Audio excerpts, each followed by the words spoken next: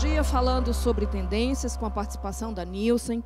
Depois nós vamos pensar, todo mundo quer ser um marketplace. Uma das perguntas mais recorrentes era, eu estou pensando em montar um marketplace e eu quero saber se isso tem que ser nichado, se vale a pena colocar no ar algo neste momento. Vamos falar sobre logística, sim. Vamos falar sobre estratégias de vendas e retenção. Vamos falar sobre automatização de processos, payments, vamos falar sobre taxas de conversão, CRO, catálogo de produtos, sim, sortimento é essencial. Vamos falar sobre marketplace de serviços, e isso é algo assim, que no nosso dia a dia é essencial, e muitas vezes a gente olha isso como não tão importante, e sem serviço nada funciona. Vamos falar sobre afiliados, boas práticas. Vamos falar, sim, sobre fraude. A gente está sabendo que algumas categorias e outras que não teriam tanta relevância estão passando, neste momento, inclusive, por situações tensas de tentativas de fraude. Vamos falar sobre cross-border, e esse cross-border está sendo feito via marketplace na União Europeia. Então, quais são as lições aprendidas? Eles estão em quarentena, alguns países lá, há mais tempo. Mas, antes de falar deste contexto, também vamos conhecer um pouquinho qual é a realidade de fazer um cross-border de móveis, né, dentro da União Europeia, tendo como saída da Alemanha para os demais países. E vamos, ao longo do dia, aprendemos juntos, né, o que a gente tem. Então, vamos lá. Algumas regras de convivência, e agradeço. Ontem isso foi extremamente respeitado por todos que passaram pelo chat. Se você está aí e teve ontem, por favor, nos ajude hoje a manter o melhor ambiente de diálogo. Então, os comentários são super bem-vindos, mas ele precisa vir com respeito, de forma objetiva, não tão longo, e as suas perguntas são essenciais. Então, preste atenção no que está sendo falado pelo palestrante e vai anotando ponto a ponto o que você tem e percebe que precisa aprender mais de tudo que estiver sendo falado por ele. Curta o canal, se você já está aí, isso é importante. Clique no sininho aí para você receber, né, os nossos inputs. Sempre tem conteúdo novo. Dá um like, que é um bom dia que você vai nos dar aí hoje. Siga os nossos perfis, se vocês ainda não seguem os perfis na fanpage. Entre uma palestra e outra, faz o seguinte, dá um emoji aí no chat para a gente saber o que você achou dessa palestra. Vamos começar o nosso dia? Bom, ela é uma parceira de construção de saberes e traz sempre muitos insights, e para este momento é essencial que nós tenhamos um olhar mais amplo diante de tudo o que está acontecendo, não só, ai meu Deus, eu estou com mais acesso ou menos acesso, mas mais ainda, quais são as reflexões que precisam ser feitas e as oportunidades para o marketplace nesse processo atual. Ela é formada em administração pela USP, tem mais de 17 anos de experiência em consultoria de estratégia e implementação, liderou projetos de compra e gerenciamento por categorias e projetos de inovação em empresas globais de varejo e indústria no Brasil e na Europa. Para começar esse dia, eu convido a Ana, que é a responsável pela parte digital de e-commerce lead da Nielsen. Ana, bom dia, seja bem-vinda. Bom dia, Vivi. Bom dia para todos que estão aí assistindo. A palavra está com você, querida. Obrigada, Vivi. Bom, vamos lá. Acho que é um desafio grande trazer informação nesse momento, né, e reflexão para o pessoal de marketplace, seja eu tenho um marketplace, seja eu sou um seller no marketplace ou eu sou um parceiro de toda a cadeia. Tentei organizar aqui informações para ser acionáveis e úteis para vocês nesse momento. A primeira coisa que eu queria até ajudar nesse momento é o seguinte: nada está explicado ou é explicável. Isso é uma coisa nova, porque a gente está acostumado a vir de um histórico que tinha muito número que ajudava, muita tendência que estava certa, e aí a gente chega nessa situação que, de repente, tudo mudou. E eu queria até combinar com vocês uma coisa aqui, que não é uma crítica, mas é uma aceitação, que é o seguinte: se ninguém estava preparado, e quando você começar a se culpar, mas eu não planejei isso, mas eu não me preparei para esse momento, mas como que eu não enxerguei? Pensa o seguinte: os maiores líderes mundiais estavam reunidos em Davos, em janeiro agora, final de janeiro, já existia o comunicado da China, e dos 7 temas tratados, dos principais temas, nenhum falava de pandemia, e nem sequer foi um tema de brincadeira conversar em Davos o que está acontecendo hoje. Então, se esses líderes estavam lá e não discutiram isso, pode combinar com você, assim, não precisa se culpar, que, assim, o mundo não estava preparado mesmo para isso. Por outro lado, acho que é interessante porque esses mesmos líderes que estiveram lá e não falaram desse tema, agora eles têm que conversar, acelerar muito mais aqueles temas que estavam lá o ano passado, 2 meses atrás, né? Então, como que eu vou salvar o planeta, a sociedade, o trabalho do futuro, todos esses temas agora eles viram pautas desses líderes e eles estão tendo que trabalhar muito. Então, acho que um combinado entre a gente, assim, tira esse peso e vamos trabalhar com o que a gente tem exatamente de informação. Falando de informação, uma outra coisa que eu acho importante é o seguinte: os desafios do momento atual, eles passam por saúde e economia no mundo inteiro. Então, hoje, eu acho que não tem um país que não está discutindo isso, que não está discutindo saúde e economia. O ponto do Brasil é que a gente tem uma discussão política também, e isso tem causado mais estresse na situação, claro, imagino que todo mundo aí tem esse ponto a mais para discutir também. O que eu gostaria de ajudar? Primeiro, quando a gente fala sem precedentes, todo mundo fica em pânico, sem precedentes. Gente, sem precedentes quer dizer o seguinte: a gente não teve um caso igual esse.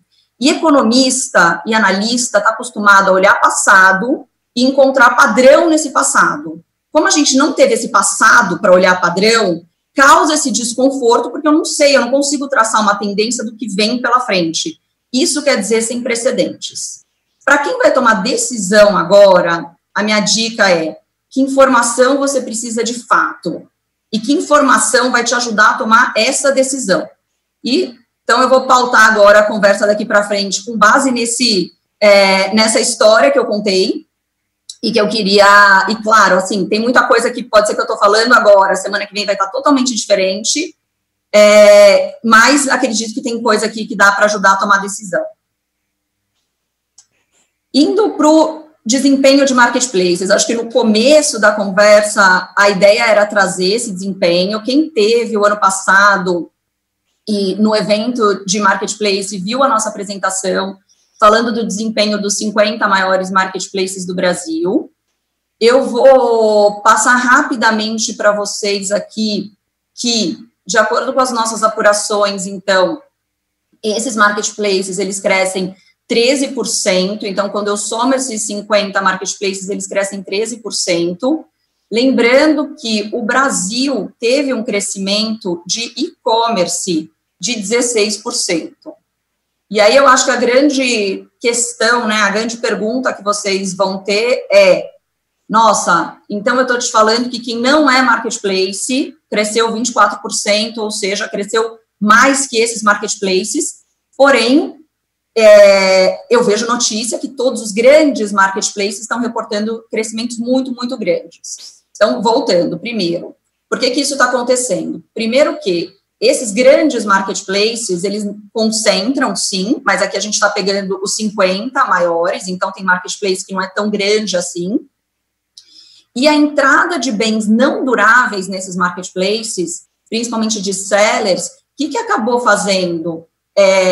Eu cresço bastante o número de pedidos, né, porque eu vendo muito mais desses bens não duráveis, mas ele não é tão pesado em valor. Então, eu não estou vendendo só mais a categoria de eletroeletrônicos, que pesava bastante, eu também estou colocando nesse universo de marketplace todos esses bens não duráveis, tá? Por isso que a gente vê esse número de a participação de marketplaces aí se mantendo constante em torno de 68%, e o crescimento dos marketplaces menor do que desses outros. E aí também a gente sabe que tem muita coisa sendo acelerada dentro do sistema como um todo.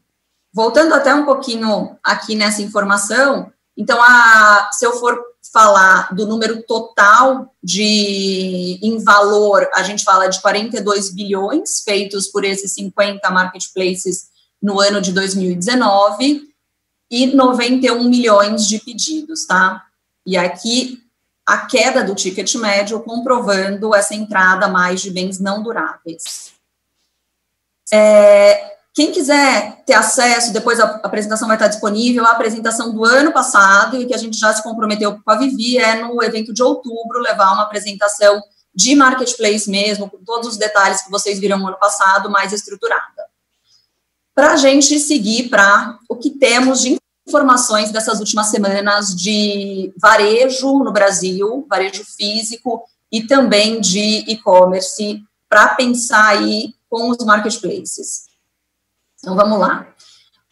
Analisando os países que a Nielsen trabalha, o que a gente consegue construir de tendência, né? Falando daquela história, eu pegar o que está acontecendo nos outros lugares e tentar achar algum padrão para compartilhar e para tentar dar um próximo passo para todo mundo. O que a gente viu é que o comportamento do consumidor, em todos esses países que está acontecendo, aviso de epidemia, depois pandemia e depois lockdown, ele passa por etapas parecidas. Então, primeiro você ouve a notícia, vai comprar ativamente coisas de saúde, depois você vai reativamente comprar, porque está todo mundo usando álcool gel, então você tem que ir também comprar. Depois passou por preparar uma dispensa, o que eu vou colocar dentro da minha casa. Aí chegou aquela hora, vou ter que fazer quarentena, então vou ter que me preparar mesmo para a quarentena. E aí a vida restringida que a gente está vivendo hoje, vou dizer que aqui no Brasil estamos entre etapa 4 e 5, né, para chegar na etapa 6, que é onde a China está hoje, dessa nova normalidade. Então, acho que um outro ponto é, quando que eu vou voltar ao que tinha antes? Olha, não vai. A gente vai voltar a uma nova normalidade. Então, acho que quanto mais a gente desapegar do que tinha antes e pensar, ok, vamos fazer o que tem para dentro dessa nova normalidade, acho que ajuda os próximos passos.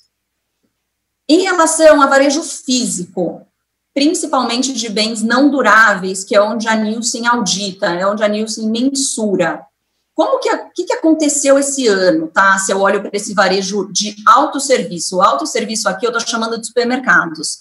Super, hipers, lojas de vizinhança, tá? É essa soma que a gente chama de autosserviços dentro da Nielsen.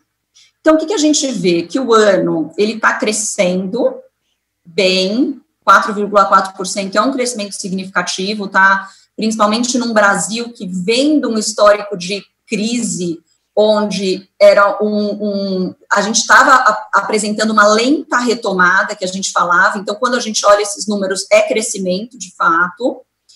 E aí, o que a gente vê?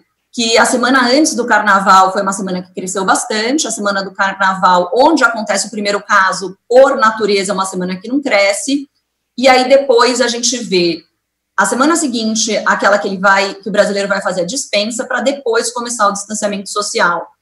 De qualquer forma, se a gente for olhar, a semana do distanciamento social, que é a de 15, ela ainda é menor que a semana antes do Carnaval, tá? E aí, provavelmente, os dados da semana passada, que ainda estão sendo apurados, que terminam agora, deve ser onde tem esse pico maior, que todo mundo está sentindo do abastecimento e da compra para passar esse período em casa mesmo. De categorias nesse varejo físico, o que a gente vê? A gente vê, sim, os itens aí que todo mundo está falando, sendo os itens mais vendidos, e a gente vê algumas categorias que já apresentam uma retração. Claro, gente, tem oportunidades para muitas categorias, mas tem categorias que vão começar a ser despriorizadas em função de outras coisas que tem que estar na lista básica, que eu não estava pensando antes, mas agora tem que estar na lista básica. E no universo online, né, o que o EBIT Nielsen traz deste momento? Primeiro eu queria falar um pouco, quando a gente pega os dados de março inteiro, março, o que tem nesse gráfico, para todo mundo entender? É a variação do GMV, então a variação do que foi capturado em cada uma das semanas. Se a gente for olhar, março de 2019 foi um mês que apresentou retração em relação a março de 2018.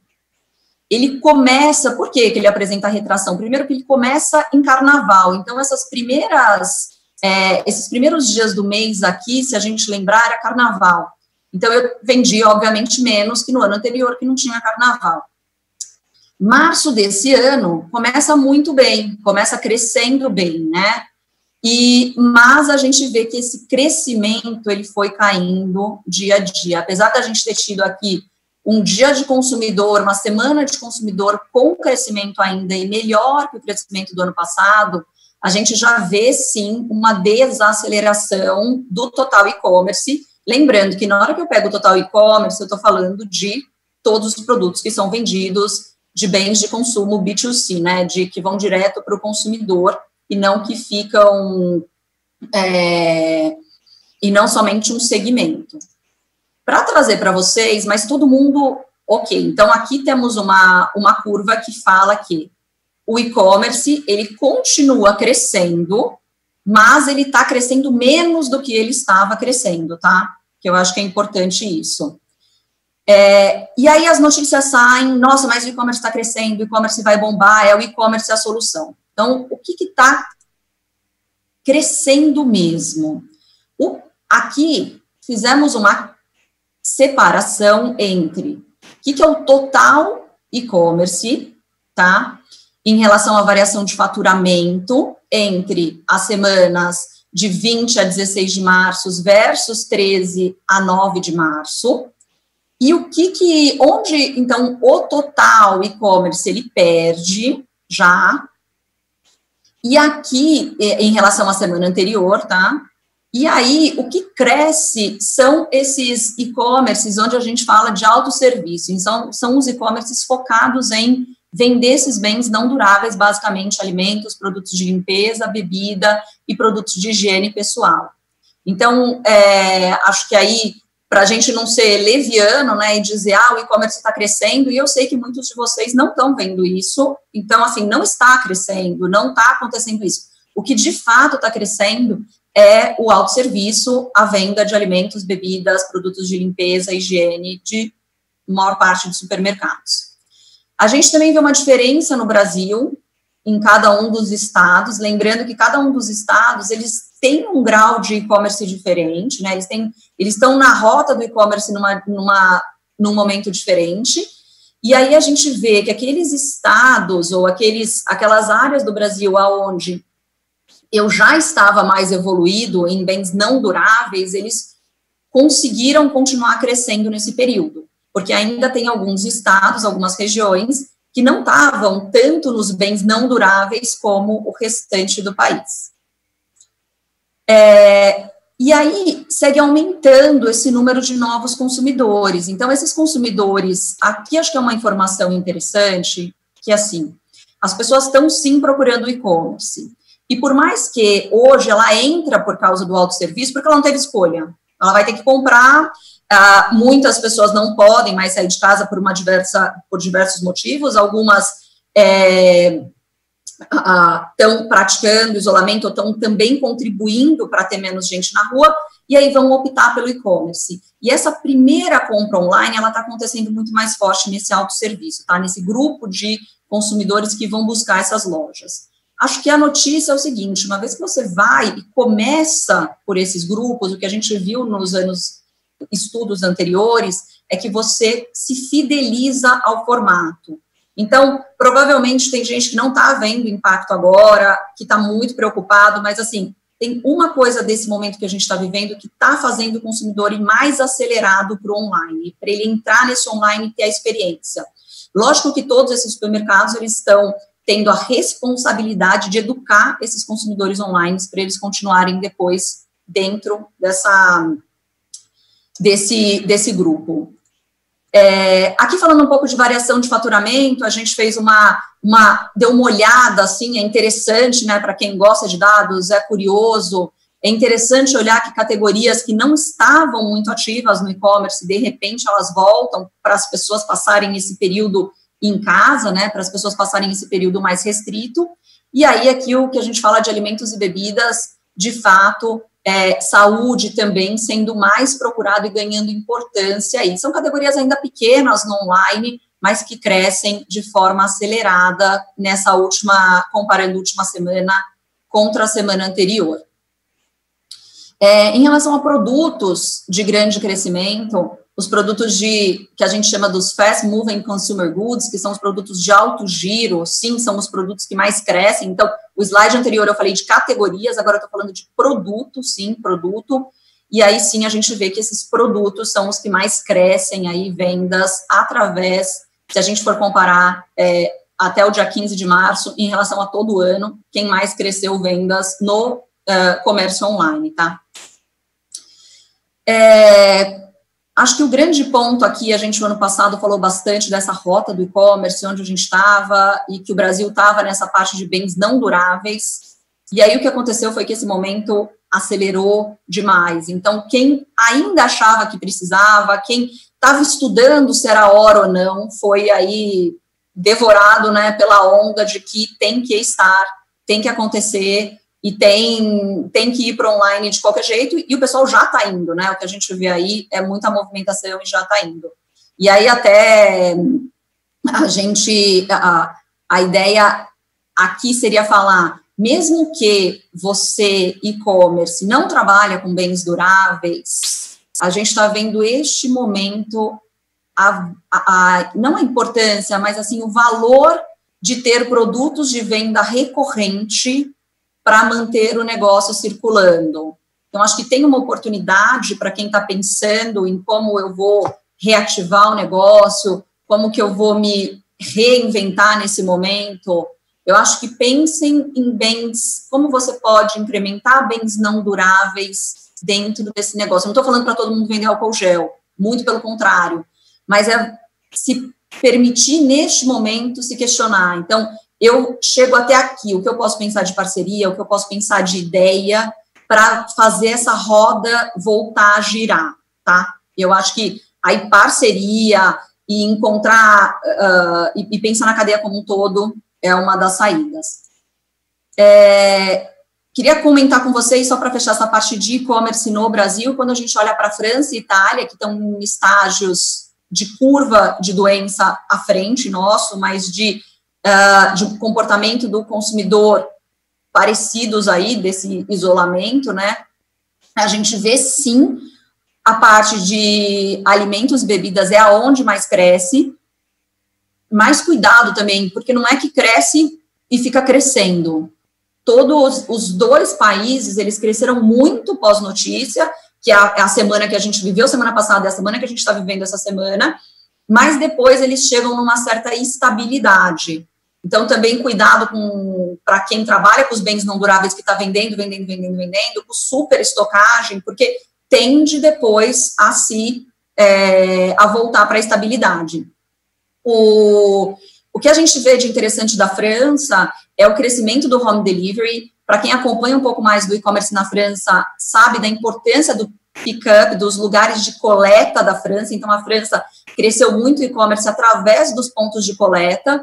E aí, o que acabou acontecendo foi que, rapidamente, esses pontos de coleta se transformaram em home delivery, porque para as pessoas não saírem para ir buscar nesses pontos de coleta ou pela diminuição de passagem nesses pontos de coleta. E o que a gente... Então, também, assim, cuidado com as informações de... o e-commerce está crescendo, e aí você olha o seu próprio negócio e fala, mas eu não estou crescendo assim, mas eu não estou acontecendo dessa mesma forma. O que olhando para fora e olhando para esses países que estão mais na frente, principalmente conversando com os colegas chineses, quais são as grandes reflexões aí para os marketplaces? Primeiro, o consumidor, nesse momento, quais são as preocupações dele, né? Primeiro que ele não quer preço abusivo, então eu acho que os marketplaces, principalmente os grandes, principalmente os que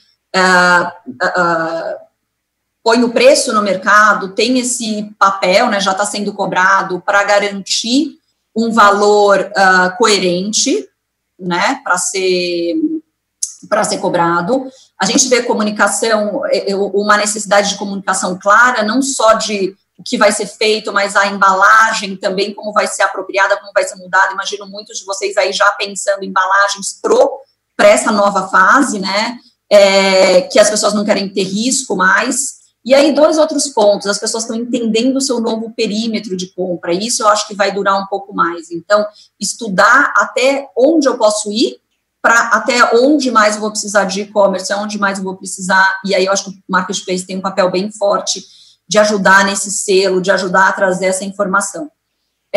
E essa busca de coisas locais, tá? Eu acho que é uma tendência em todos os países de ajudar pequenos e de ajudar os locais, tá?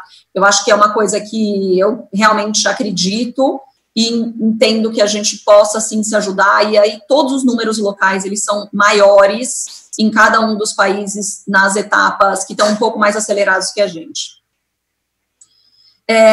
3 mudanças que eu diria para os marketplaces já pensarem e como que vocês podem liderar essa conversa. Primeiro, a aceleração da integração O2O, né, off-to-on, on-to-off, off-to... não existe, agora acho que ficou claro para todos os varejistas que, assim, não existe mais o on e o off, né, é tudo junto, tudo integrado. A otimização de supply chain e logística e a ampliação da influência de mídias sociais. O que eu quero dizer? A cada dia a gente está vendo mais exemplos desse O2O aí, né? Então, acho que como em alguns momentos do ano passado a gente falava, nossa, tem que pensar nisso, está sendo pensado à força, está sendo pensado rápido, e aí, de fato, eu acredito que quem está já nesse mundo de marketplace pode bastante ajudar. Então, a gente vê muitos exemplos aí interessantes acontecendo nesse momento.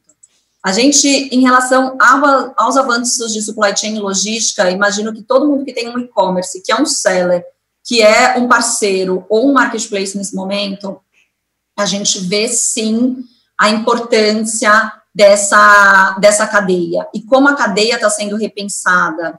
E também como essa cadeia, nesse momento, tem o papel aí de dividir conhecimento e co-criar. Então, assim, as alternativas financeiras, sim, são muito importantes, a gente está vendo os grandes se movimentarem para dar essas alternativas, mas eu acho que é o momento de divisão de conhecimento, de cocriação. Então, pensa no seu negócio, como que você pode ajudar, seja uma indústria que vai precisar chegar ao consumidor final, seja qualquer etapa aí do negócio que vai precisar se atualizar para esse momento que tem por vir, né? Eu acho que hoje, se eu fosse usar tempo e energia, seria para como que eu consigo trabalhar nessa cadeia, que a oportunidade vai vir muito dessa cadeia, né? De eu pensar além do meu negócio. Eu não estou vendendo esse produto mais, o que eu faço?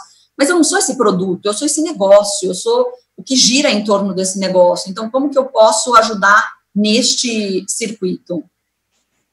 E aí, a mídia social como canal de comunicação se intensificando muito mais forte. A gente viu aí o trabalho grande de muitas marcas atuando, e aqui a dica é: tomem cuidado, sejam...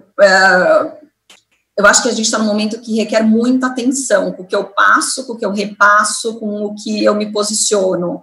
E aí, voltando lá no começo, assim, ninguém precisa estar em todas as discussões. Quais são as informações que, de fato, têm algum impacto, fazem alguma coisa para o meu negócio?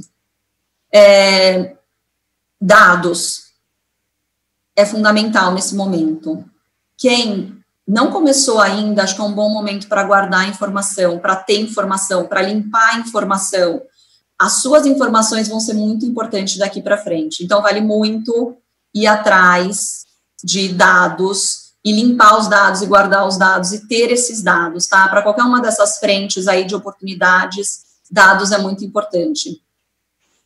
Para fechar com vocês, eu acho que eu estou vivendo altos e baixos, acho que todo mundo está vivendo altos e baixos, o país está vivendo altos e baixos, então, por um lado, tem desafios, tem oportunidades.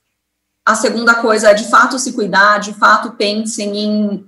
A gente precisa passar por isso para ter os problemas, né, que vão ter no futuro.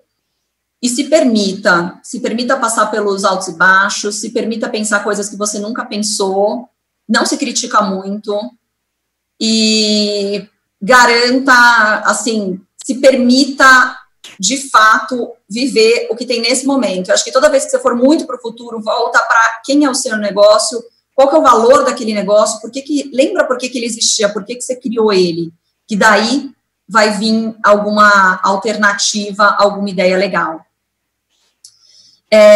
Para quem quiser dados de Nielsen durante esse período de e-commerce e dados offline, a gente tem um site que convidamos aí, a ideia é soltar informação recorrente. Do varejo físico vai ter mais informação de produtos alimentares, mas acho que tem algumas ideias bem legais e acompanhando o que está acontecendo nos outros países. E eu gostaria de escutar perguntas, como eu posso ajudá-los aí daqui para frente, ou até pensar em ideias de materiais, o que vocês... Estou aqui, disponível. Obrigada, Ana. Ana, nós já temos algumas perguntas do chat. Eu vou começar com a pergunta da Nicole Freitas. Um slide, você mostrou os dados do varejo físico. Está contemplando o cash e o atacarejo? Esse dado aqui, ó, vou voltar até lá para... Ela vê a tela também? Vê sim. Esse dado aqui, ele é um dado somente de autosserviço. Sim, a gente tem dados de cash, atacarejo. Eu vou solicitar ela a entrar aqui no portal oficial da Nielsen. Tem dados com total mercado, onde tem cash, atacarejo e também farma, tá? A Ana tem uma pergunta do Fábio Sampaio. Com o fechamento das lojas físicas, estamos vendo muitos novos sellers entrando no mercado online, e-commerce, marketplace, porém de forma amadora, com preços abaixo da média. Tem alguma ideia de como é que nós podemos orientar melhor? A Nielsen tem algum material de estudo sobre precificação no varejo, por exemplo, para que possa combater isso, por exemplo? Sim, as duas perguntas, sim para as duas. A gente tem materiais, eu acho que nessa hora que você entra correndo, tem uma dúvida muito grande sobre precificação, né? Já entrei em discussões aqui, eu ponho frete no preço do meu produto, eu ponho frete separado, porque eu não estou vendendo, porque eu vendo pelo WhatsApp, e daí está todo mundo vendendo frete, né? Acho que tem essa questão, sim, de qual é o preço, do mesmo jeito que tem gente entrando com preço abaixo, tem gente entrando com preço muito acima e acaba não vendendo porque o preço não está fazendo sentido. E sim, temos, principalmente para os produtos alimentares, de varejo, de autosserviço, de supermercado, higiene e beleza, a gente tem preço. Para os outros, a gente vai ter o preço online, né, via Elite, mas a gente tem preço, sim, a gente consegue entregar preço médio, a gente consegue entregar o preço praticado em cada uma das regiões, a gente tem bastante informação. Se quiser depois me mandar um e-mail, me acionar aqui pelo LinkedIn, eu consigo endereçar internamente como pode ser feito.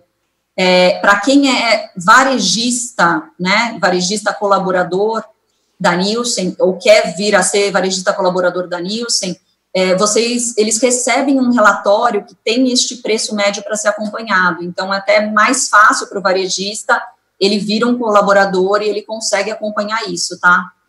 Ana, pergunta do Tiago.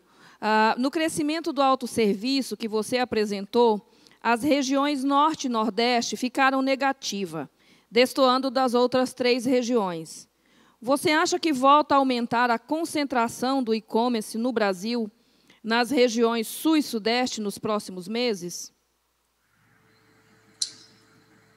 Boa pergunta. Pela lógica, se a gente fosse só usar lógica, a resposta, a tendência seria que sim, porque são as regiões onde estava mais concentrada a venda de bens não duráveis, né? Então, se a gente está vendo hoje que a maior movimentação está vindo dos bens não duráveis, e essas regiões são as que mais concentram, teoricamente elas vão continuar concentrando mais. Porém, eu acho que a gente está numa situação sem precedentes, e eu acho que o brasileiro é muito criativo, e eu tenho certeza que já estão acontecendo mobilizações em ambas as regiões para acelerar isso também. Eu tenho conversado com muita gente, e eu vejo, sim, grandes varejistas preocupados em como ajudar pequenos, parceiros de negócio tentando, talvez seja um pouco mais demorado, mas sim, eu acho que, não acho que eles ficam completamente para trás, tá? Principalmente quando falando de Nordeste, mas eu acho que vai ter uma mudança aí se eu estava usando para fazer A, agora eu vou usar para fazer B. Perfeito. Giovanni Marconte pergunta, Ana, qual a dica da Nielsen para que grandes indústrias se conectem com o consumidor final neste momento, mas respeitando a cadeia de distribuição? Boa pergunta, né? Pior que ele perguntou qual é a dica da Nielsen. Olha, eu vou pedir até um favor. Para acompanhar tudo da Nielsen, para eu não falar para eu não ser nada fora de contexto, eu acho que a gente, nesses materiais que a gente está soltando, a gente está trazendo bastante do que foi feito lá na China, principalmente, tá? Sei que estamos falando de Brasil, China, completamente diferente, mas o que eu acho que, assim, esse consumidor, para as indústrias, principalmente, ele quer não ter risco, mas ele não quer só não ter risco com ele quer saber se aquela indústria não está tendo risco com a cadeia. O que aquela indústria está fazendo? Como que ela está tratando os funcionários? A gente sabe que essas indústrias, principalmente de alimentos, elas não podem parar, mas o que ela está fazendo? Como ela está se movimentando? Como ela está agindo?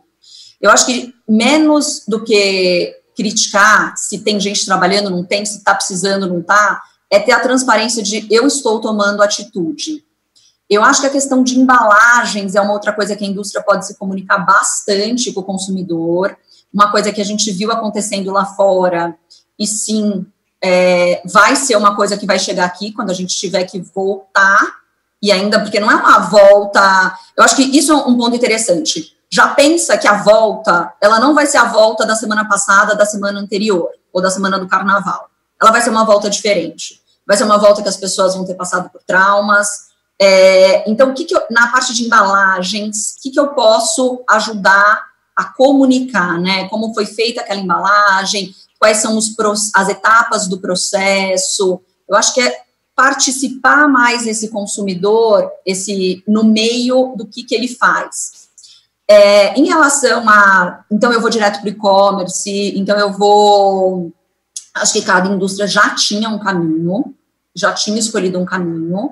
Eu acho que, mais do que nunca, a gente já falava disso, todas as indústrias que foram diretamente ao consumidor pelo e-commerce, nessa ida, eles descobriram que não existia uma briga de canal do tamanho que eles pensavam, e descobriram que os desafios eram bem outros.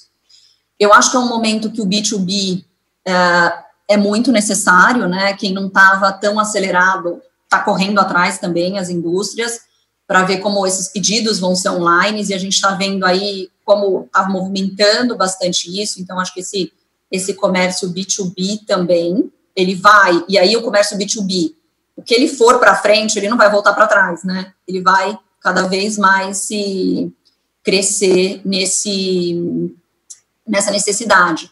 E eu acho que entender esse perímetro de compras, principalmente pensando no Brasil como um todo, acho que a indústria pode dar uma olhada onde que o varejista está chegando e onde que ele poderia ajudar de alguma forma, seja com parceiros, seja com varejistas. Uma outra coisa que a gente vê lá fora já são cestas, não é cesta básica, mas cestas pré-definidas. Então, as pessoas podendo fazer a compra mais rápida e entregar com essas cestas pré-definidas. Então, a indústria também entendendo exatamente o que esse consumidor está comprando, para já preparar cestas e packs promocionais ou packs do que ele quer para ajudar o consumidor.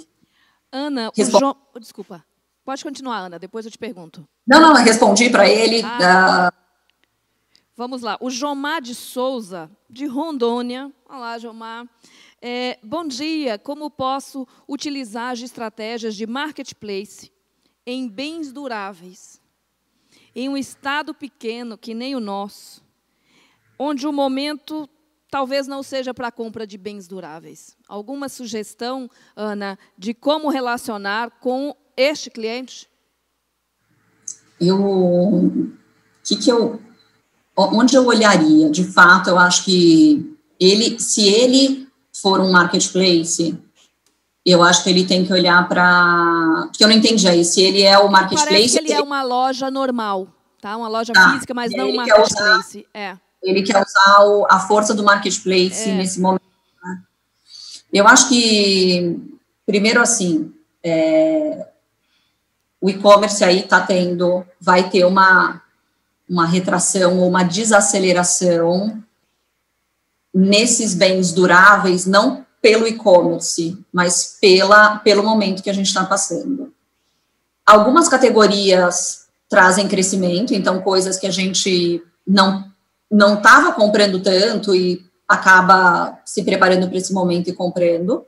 Eu acho que vale a pena acompanhar o que está... Então, se eu tenho que fazer escolhas entre televisão e aspirador de pó, talvez a promoção vai estar mais, a distribuição vai estar mais em aspirador de pó, porque todo mundo agora vai ter que limpar mais a casa do que... e vai poder economizar nessa TV. Eu acho que é pensar, esse marketplace, ele pode te ajudar de que forma? Primeiro, eu acho que tem que ter essa parceria financeira, vai ter que ter, não tem outro caminho, assim, as pessoas vão precisar se ajudar, vai ser difícil, vai doer no bolso. E eu vejo a movimentação dos grandes, sim, para essa ajuda, porque eles precisam, e aí você, seller, pensa o seguinte, o marketplace, para ele existir, ele precisa de você. Então, ele não vai querer que você quebre, ele não vai querer que você desapareça. Ele precisa de você, porque ele está crescendo através de você, principalmente num estado que não é tão fácil penetrar, num estado que não é tão fácil levar e distribuir produtos, né? A gente sabe a logística no Brasil que não é fácil.